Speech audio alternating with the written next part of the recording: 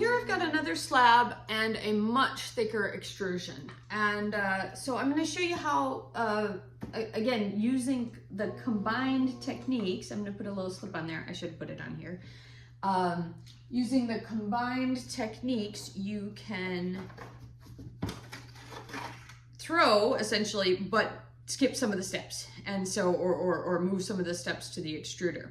So I'm scoring these pieces and I'm going to stick them on here with a little bit of slip, make sure they're pretty close to the center. Now this one's a bit tall for me to be able to deal with, so I am going to use my cutoff wire or my needle tool to cut this off. I'm going to use the needle tool because I can keep fairly steady. I'm holding onto this top section so I can get it out of there. So compared to the one I had before, this one is certainly not fireable. It's far too thick, and it's also certainly not, you know, really shaped for a functional form or even a sculptural form that's not just super heavy.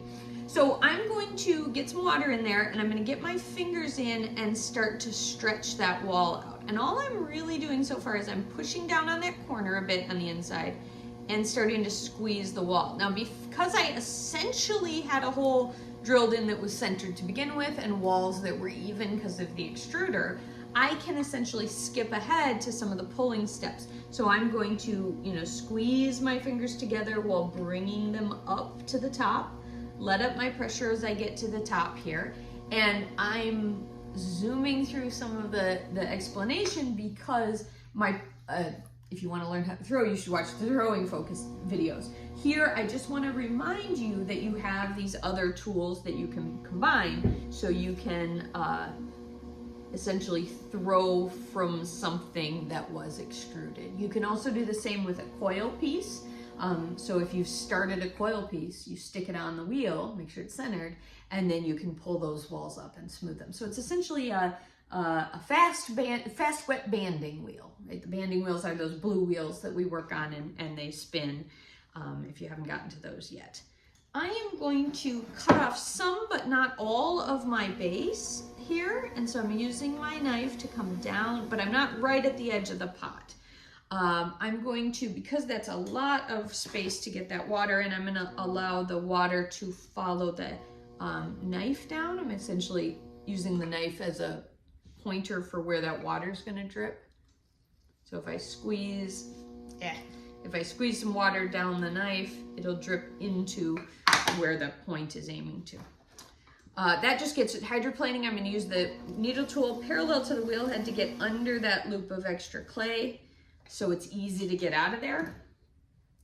And the reason I was doing that is because I kind of want to mess with this little bit of clay down here and use it decoratively. And so I'm going to now get up kind of under it with this knife so that it's sticking up a bit. And then the last thing I'm going to do to it, because it's kind of sticking up a little bit there, is that I'm going to get in with my knife and do some little press decorations. So I'm going to use my bat pins as a guide because they are halfway, right?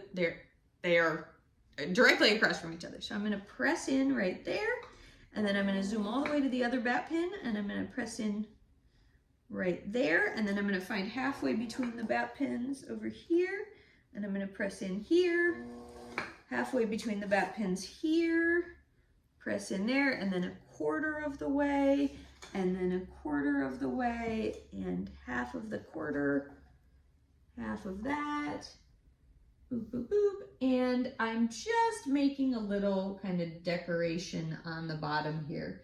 Oops, didn't measure that one very well. Oh well.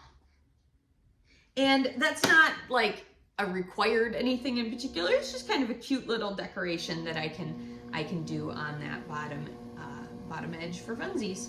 I'm going to make this into a mug kind of shape, so I'm going to pinch the rim just a bit to make it a little bit more comfortable on the mouth. Although it looks more like a planter than a mug, doesn't it? That's all right. But I can stick a handle on the side of this guy. Don't forget to wire it off on the bottom before you take it off. You can take it straight off the wheel or leave it on the bat. Bats are nice because you don't swoosh the sides when you go to take it off. You can let it dry up a little bit before you take it off. Here we go, off of there and all set.